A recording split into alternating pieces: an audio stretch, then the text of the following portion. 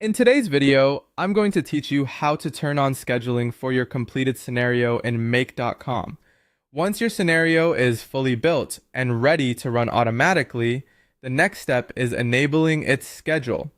This is what allows make.com to check for new data or trigger actions at the interval you choose without you having to start it manually each time.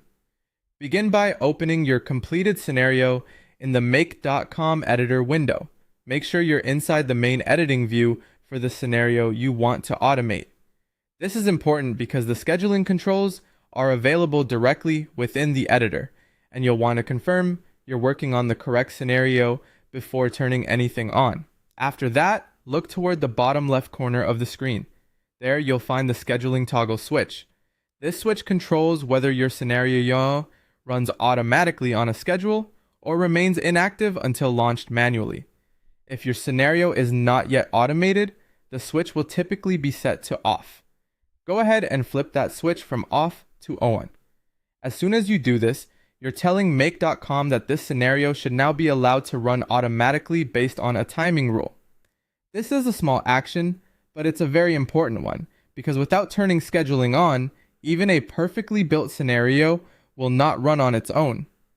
Once the switch is enabled, choose your scheduling interval frequency.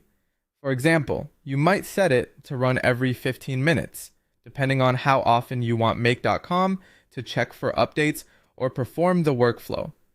The right interval depends on the kind of automation you're building.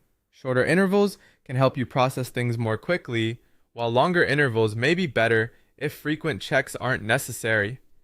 After selecting the frequency you want, save your settings. Saving confirms the schedule and makes sure your scenario is ready to run according to the timing you've chosen. It's always a good idea to take a quick final look to verify that the toggle still shows on and that the interval is set correctly. And that's it. Your completed scenario is now scheduled and ready to run automatically in make.com. Once this is set up, your automation can start working in the background with much less manual effort.